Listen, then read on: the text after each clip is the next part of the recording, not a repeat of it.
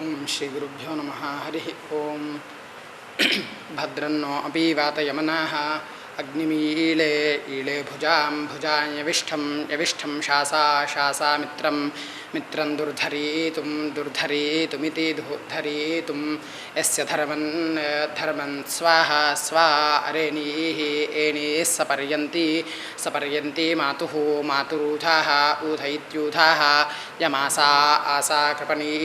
కృపణీళం భాసాకేతుం కృపణీళమితి కృపణీళం భాసాకేతుం వర్ధయంతి భాసాకేతుమితి భాసాకేతుం వర్ధయంతి భ్రాజాతే శ్రేణీదన్నితి శ్రేణిదన్ అర్యో విషాంగాతుః గాతురేతి ఏతి ప్రయత యదానాట్ ఆనద్దివః దివో అంతానిత్యంతాన్ కవిరభ్రం దీద్యానః ఇతి దీద్యానః నిషద్ధవ్యా మానుషస్యోర్ధ్వః ఊర్ధ్వస్తస్థౌ తస్థా ఋభ్వా యజ్ఞే ఇతి యజ్ఞే మిన్వంత్ సద్మ పురయేతి ఏతి స హి క్షేమో హవిర్యజ్ఞః యజ్ఞః ఇదస్య అస్య గాతురేతి ఏతి అగ్నిం హవిషా వర్ధంతః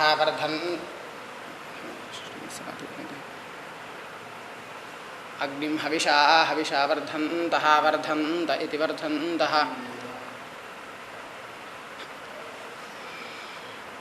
అగ్నిం దేవా వాషీమంతమితి వాషీమంతం యజ్ఞాసాహం దువాః యజ్ఞసహమితి యజ్ఞసహం దువా అగ్నిం పూర్వస్య శేవస్యేతి శేవస్య అద్రే సోనుమాయుం ఆహురిత్యాహుః నరో ఏ చాస్మత్ అస్మదావిశ్వా విశ్వేత ఇత్తే వామ ఆస్యుః సుడితి స్యుః అగ్నిం హవిషా వర్ధంత ఇతి వర్ధంతః కృష్ణశ్వేతః శ్వేతో రుషో యామో అస్య బ్రధ్నః రుద్ర ఉత శోనః శోనో యశస్వానితి యశస్వాన్ హిరణ్యరూపం హిరణ్యరూపమితి హిరణ్యరూపం జనీతా జజానేతి జజాన ఏవాతే అగ్నే విమదో మనీషాం విమద ఇతి విమదః మనీషామూర్జాః ఊర్జోనపాదమృతేభిః సజోషా ఇతి సజోషాః గిర ఆవక్షత సుమతిరియానః సుమతిరితి సుక్మతిః యాన ఇషమూర్జం సుక్షితిం సుక్షితిమితి సుక్షితిం విశ్వమాభాః అభారిత్యాభాః అగ్నిన్న స్వవృక్తిభిర్హోతారం స్వవృక్తిభిः హోతారం వృణీమహే వృణీమః ఇతి వృణీమహే యజ్ఞాయ స్తీర్ణబర్హిషే ఇతి స్తీర్ణబర్హిష ఇతి స్తీర్ణబర్హిషే వివాహ वो मदे क्षीरं पावकशोऽर्षं विवक्षसे पावकशोऽर्षमिति पावकशोऽर्षं विवक्षस इति विवक्षसे त्वामुते उङ्गित्युङ्क्ते स्वाभुवः शुम्भन्ति स्वाभुव इति आभुवाः शुम्भन्त्यश्वाराधसः अश्वाराधस इत्यश्वाराधसः वेति त्वामुपसेचानि उपसेचनीत्युपसेचानि विवोमदर्जीतिरग्ने अग्न आहूतिर्विवक्षसे आहूतिरित्याहूतिः विवक्षस इति विवक्षसे उत व्रतानि त्वे धर्माणाः त्वेति त्वे धर्माणा आसते जुहोभिः सिञ्चतीरिवेति सिञ्चतीः इव कृष्णारूपाण्यर्जुनावि विवोमदे विश्वा अधिश्रियाः श्रियोऽधिषे विवक्षस इति विवक्षसे यमग्ने मन्यासे रगिं सहासावन्नमर्त्या सहासावन्निति सहासावन् अमर्त्येत्यामर्त्य तमानाः आनाः नो वाजा सातगे वाचा सातये इति वाजा सातगे विवोमदे यज्ञेषु चित्रमाभार भरा विवक्षसे इति विवक्षसे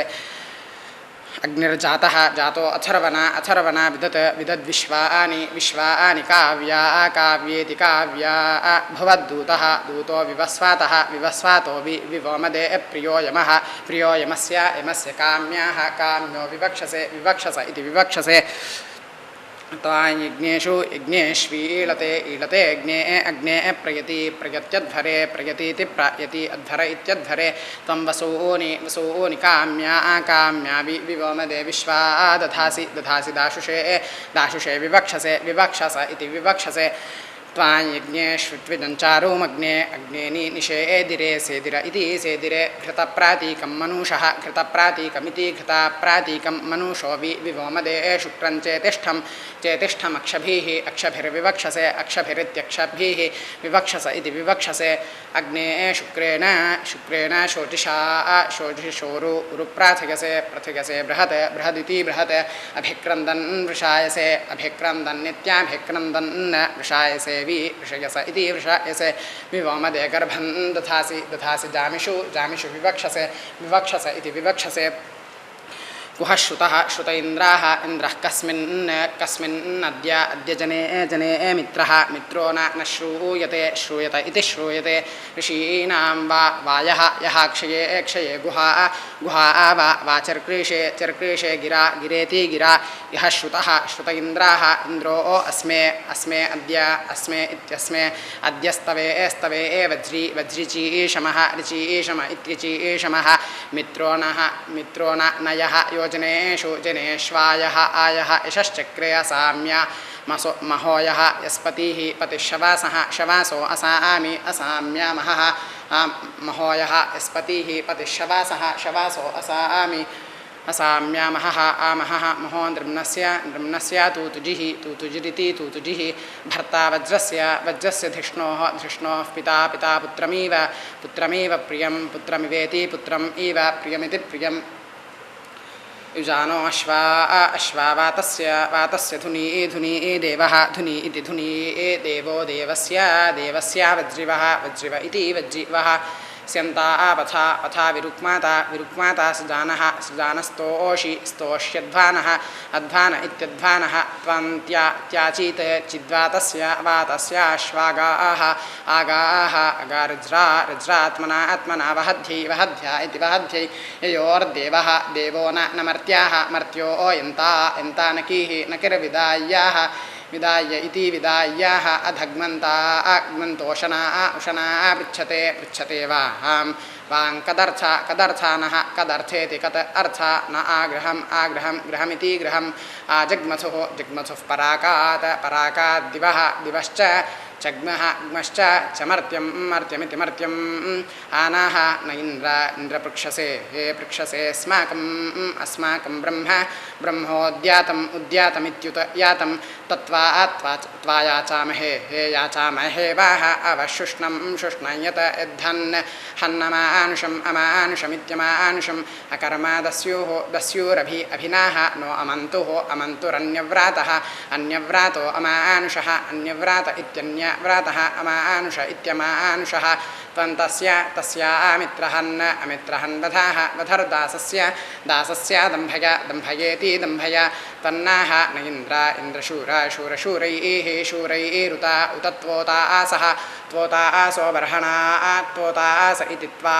ऊतासः बर्हणेति बर्हणा पुरुत्रेति पुरुत्राते विपूर्तयाः पूर्तयो नवन्त क्षोणयो यथेति यथा तान् वृत्रहत्ये चोदयः वृत्रहत्य इति वृत्रहत्ये चोदयोन्द्रेन् कार्पाने शूरवज्रिवः वज्रिव इति वज्रिवः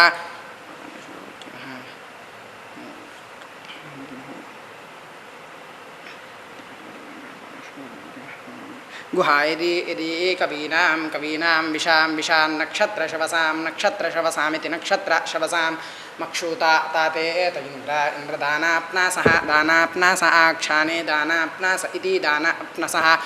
आक्षाने शूरवज्रिवः वज्रिव इति वज्रिवः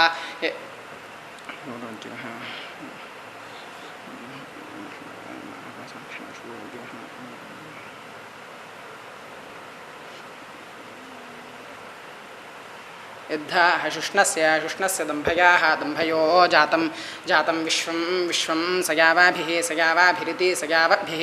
मा अकुध्यागिन्द्र शूरवस्वीरस्मे अस्मे भूवन् अस्मे इत्यस्मे भूवन्नभिष्टायः अभिष्टाय इत्यभिष्टायः वयं वायन्ते वयं वायमिति वयं वायन्तास वयं वायन्ते वयं वायमिति वयं वायन्तासाः मासां सुम्ने स्याम वज्रिवः इति वज्रिवः अस्मे इत्यस्मे ताते त इन्द्र सन्तु सत्याहिं सन्तीः अहिं सन्तीरुपस्पृशाः उपस्पृश इत्युपस्पृशाः विद्यामयासां भुजो धेनूनां न वज्रिवः इति वज्रिवः अहस्तायत अपदी वर्धातक्षाः शचीभिर्वेद्यानामिति वेद्यानां शुष्णं परिप्रदक्षिणिद्विश्वायावे प्रदक्षिणिदिति प्रदक्षिणित विश्वायाव इति विश्वायवे निशिष्णथः इति शिष्णथः पिबेदिन्द्रशूरसो मम्मारीशन्यः ऋषन्यो वसवान वसुः सन्निति सन् तत्र आयस्व गृणतः गृणतो मखोनो महश्च रायः रायो रेवतस्कृथीनः नगितीनः यजामः इन्द्रं वज्रादक्षिणं हरीणां वज्रादक्षिणमिति वज्रदक्षिणं हरीणां रथ्या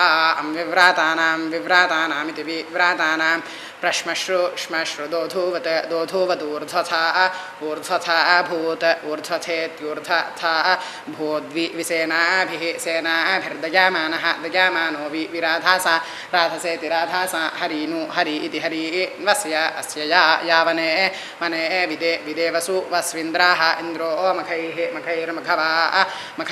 वृत्रः मखवेति मखवा वृत्रः भूवत् वृत्रहेति वृत्राः भवदिति भुवत् वाजार्भुक्षाः पत्यते शवो वा अवक्ष्णोमि दासस्य नाम चिदिति चिद यदा वज्रं हिरण्यमित इदथ अथ रथं हरियं हरि इति हरि यमस्य अस्य वहातो सूरिभिरिति सूरिभिः तिष्ठति मघवा सनश्रुतः मघवेति मघवा सनश्रुत इन्द्राः सनश्रुत इति सनश्रुतः इन्द्रो वादस्य दीर्घश्रावसस्पतिः दीर्घश्रावस इति दीर्घश्रावसः पतिरिति पतिः सोचीते सो इति सो चिन्नु वृष्टिर्यूथ्या सचाङ्गिन्द्राः इन्द्रश्मश्रूणि हरीताभिपृश्नुते इति पृश्नुते अवावेति सुक्षयं सुक्षयमिति सुक्षयं सुते मधूत उदित धूनोति वातो यथा वनमिति वनं यो वाचा विवाचो मृध्रवाचः विवाच इति विवाचः मृध्रवाचः मृध्रवाच इति मृध्रवाचः पुरो सहस्राशीवा अशीवा जघानेति जघान तत्तदिदस्य पौंस्यं गृणीमसि पितेवेति पिता इव यस्तवीषीं वावृधे शवाः ववृथ इति ववृधे शव इति शवाः स्तोमन्ते त इन्द्रविमदाः विमदा अजीजनन् विमदा इति विमदाः अजीजनन् अपूर्व्यं पुरुतमं सुदानावे पुरुतममिति पुरोत्तमं सुदानाव इति सुदानावे विद्माहि ह्यस्य अस्य भोजानमिनस्य यत यदा पशुं पशुन्नान गोपाः करामः इति करामः माकिरणः न येना सख्या यौषुस्तव च चेन्द्र विमदस्य च विमदस्येति विमदस्य च ऋषेरित्रिषेः विद्माहि हिते ते प्रमातिं देव प्रमातिमिति प्रमातिं देव जामिवदस्मे जामिवदिति जामिवद अस्मे ते सन्तु सख्या शिवानि सोमामिमं पिब मधोमन्तं मधोमन्तमिति मधोमन्तं चमूसुतं चमू इति चमूसुतमिति सुतम् अस्मे रगिन्निधारय विवोमदे सहस्रिणं पुरुवसो विवक्षसे पुरुवसो इति पुरुवसो विवक्षस इति विवक्षसे तामुते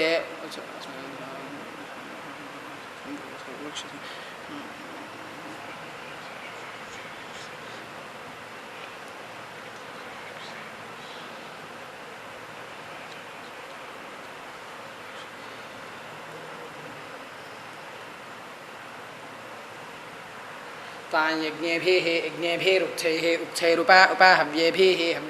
हव्येभिरीमहे इमः इति ईमहे शचीपते शचीनां शचीपत इति शचीपते शचीनां विवोमदे श्रेष्ठन्नः नोधेहि वार्यं विवक्षसे इति विवक्षसे अस्पतिः पतिर्वार्यानामसि असि रध्रस्य चोदितेति चोदिता इन्द्रस्तोत्रेणामाविता विवोमदे द्विषोणाः नः पाहि पाह्यं हासो विवक्षसे इति विवक्षसे वं शक्रा मायाविना समीची मायाविनेति मायाविना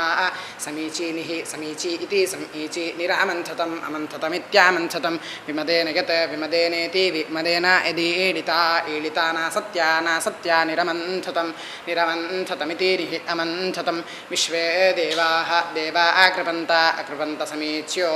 निष्पतन्त्योरिति समीच्योर्निष्पतन्त्योरिति समीच्योः निष्पतन्त्योरिति निःपतन्त्योः नासत्यावब्रुवन् देवाः पुनरावाहतात् वहतादिति इदितीति मधोमदिति मे परायानं मधोमदपरायानमिति परायानं मधोमदिति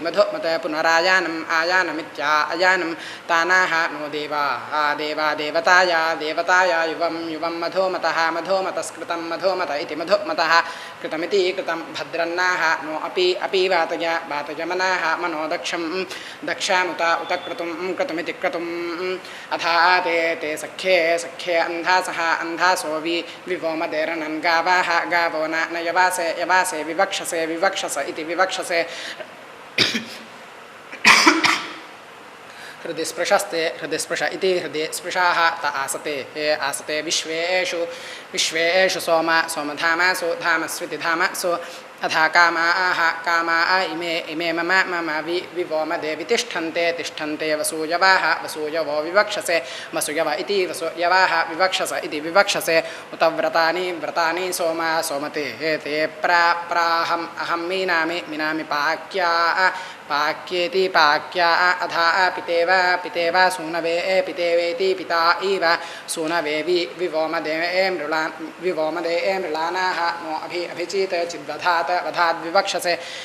इति विवक्षसे समुप्रा उङ्गित्यों प्रयन्ति धीतयः सर्गा आसो वताङ् इव अवतानिवेत्यावतान इव क्रतुन्नः नः सोम जीवसे विवोमदे धारया चमसाङ् इव विवक्षसे चमसा निवेति चमसान इव विवक्षस इति विवक्षसे तवत्येत्ये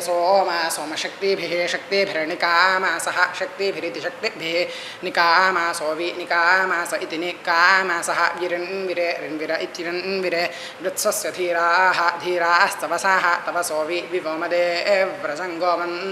गोमन्तमश्विनमिति गोमन्तम् अश्विनं विवक्षस इति विवक्षसे पशुन्नाः न सोम रक्षसे पुरुत्रा विष्ठीतं पुरुत्रेति पुरुत्रा विष्ठीतं जगात विस्थीतमिति विस्थीतं जगदिति जगात समाक्रेणोषि जीवसे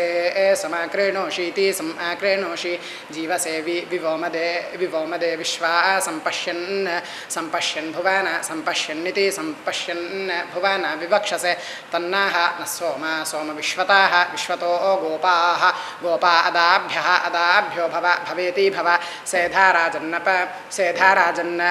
अपसृथाः सृथो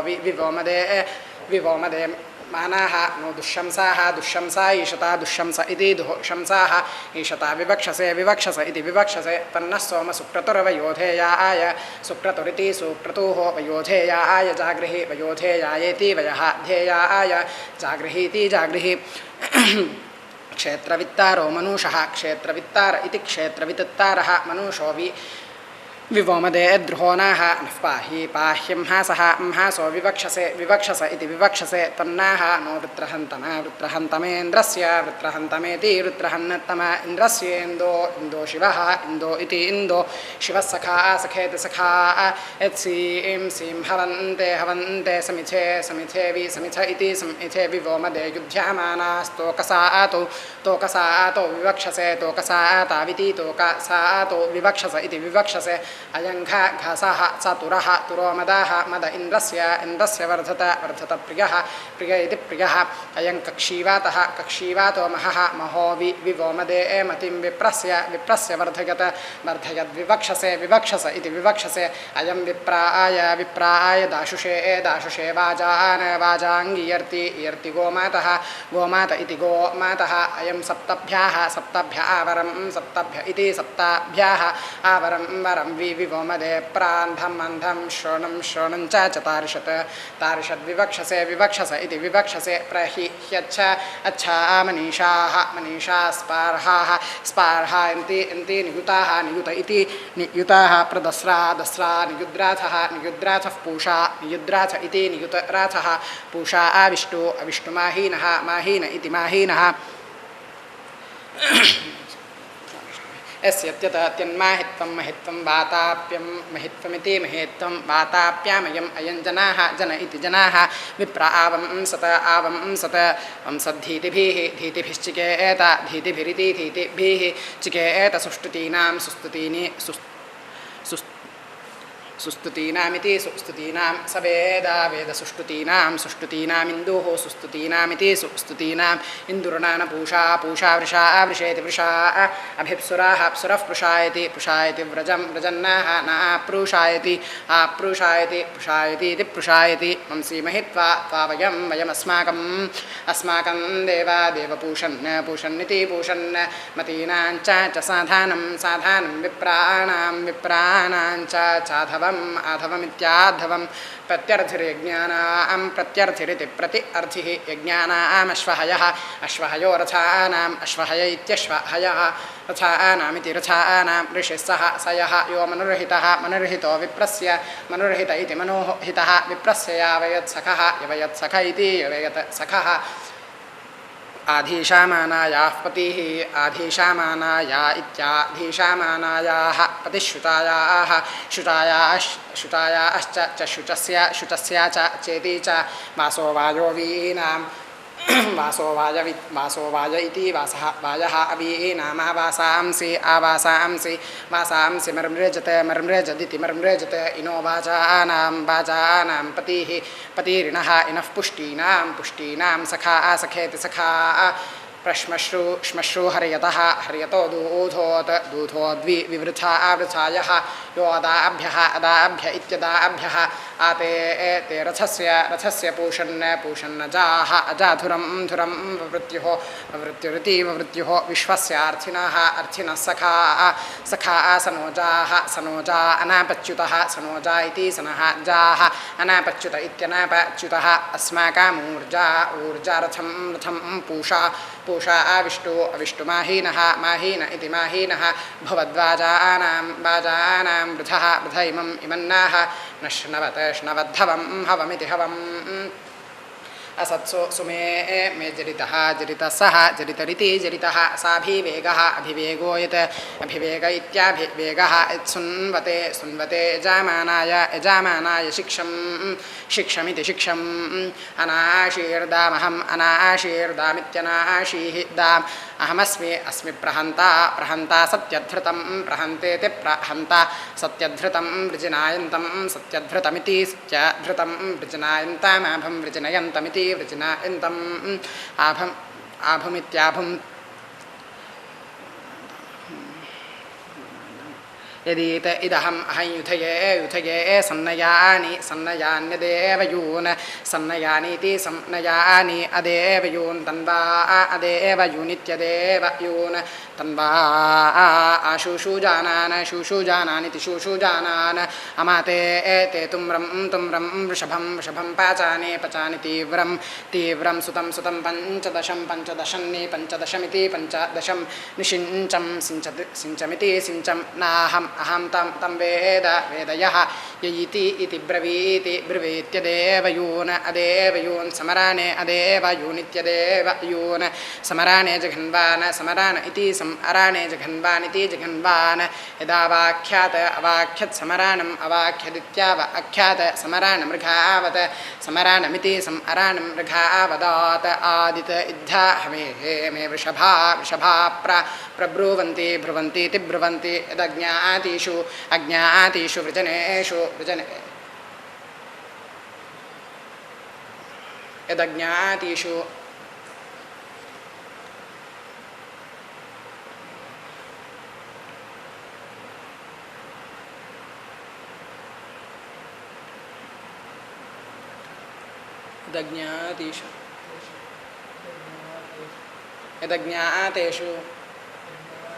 यदज्ञातेषु अज्ञातेषु वृजनेषु वृजनेष्वाभम् आभं विश्वे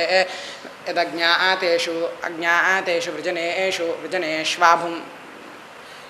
वृजनेश्वासम् आसं विश्वे विश्वे सतः सतो मघवानः मघवानो मे मघवान इति मघवानः म आसन् आसन्नित्यासन् जिनामि वा वेत क्षेमे क्षेम आसन्तं सन्तामाभम् आभं प्राप्ततां तं क्षीणां पर्वते पर्वते पादगृह्येति पादगृह्य न वै वा उमाम् उङ्गित्युं वां वृजने वृजने वारयन्ते न पर्वतासः पर्वतासो यत् यदहम् अहं मनस्य इति मनस्य मम स्वनात् कृथुकर्णो भयाते कृथुकर्ण इति कृथुकर्णाः भयात एवेत इदनु अनद्योन् किरणाः किरणः समे जात एजादित्येजात दर्शन्नो अत्र श्रुतपान् आनिन्द्रान् श्रुतापान् अनिन्द्रान् बाहुक्षदः शरावे बाहुक्षद इति बाहुक्षदाः शरावे पत्यामानान् इति पत्यामानान् घृशुं वा ये निदुः सखायमधि आद्यूनो ओङ्गित्योङ्वेषु एषु पवयो ववृत्युरिति ववृत्युः अभूर्वौक्षीः उङ्गित्यो औक्षीर्वियु आयुः उङ्गित्यो आयुरानट दर्शात् दर्शन्नो नुपूर्वाः पूर्वो अपारः अपारो नु दर्शत दर्शदिति दर्शत द्वे पवस्ते द्वे इति द्वे पवस्ते परिपवस्ते इति पवस्ते परितं तन्न न भूतः भूतो यः यो अस्य पारे रजासो विवेशेति विवेश गावो यवं प्रयूतार्यः प्रयूता इति प्रायूताः अर्यो अक्षन्ताः ता अपश्यं सह गोपाश्चरन्तीः सह गोपा इति सह गोपाः चरन्तीरिति चरन्तीः हवा इदर्यः अर्यो अभितः समायन् कियादासु आसु स्वपातिश्छन्दयाते स्वपातिरिति स्वपातिः छन्दयात इति छन्दयात इति छन्दयाते संयत यद्वयं वयं यवसादो जनानां यवसाद इति यवसादाः जनानामहम् अहं यवादा उर्वज्रे यवाद इति यवादाः उर्वज्रे अन्तः उर्वज्र इत्युर्वज्रे अन्तरित्यन्तः अत्र आयुक्तः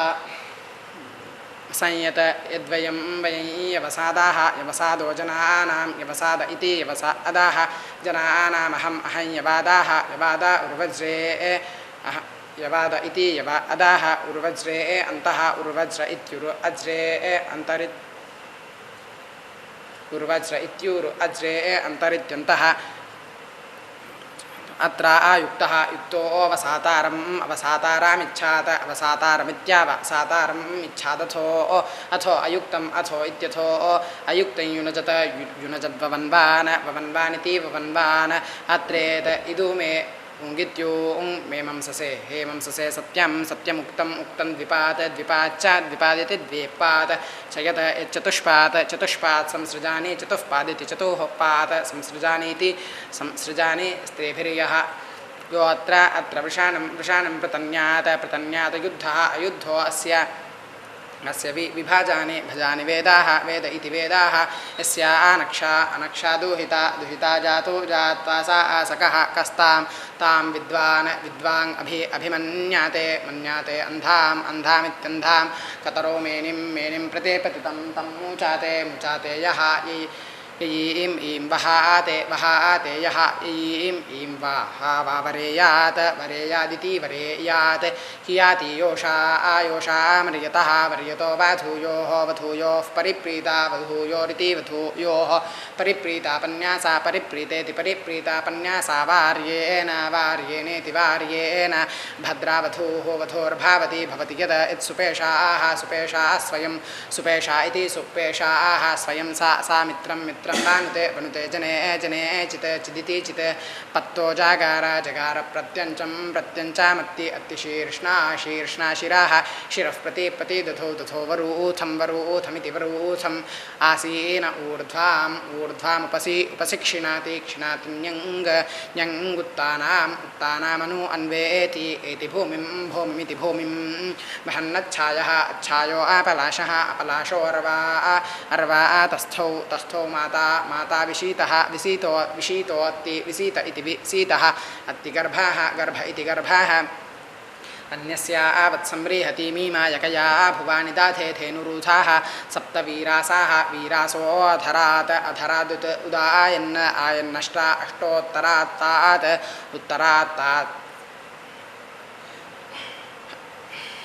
सप्तवीरासाः वीरासोऽधरादुत उदायन् आयन्नष्टा अष्टोत्तरात्तात् उत्तरात्तात्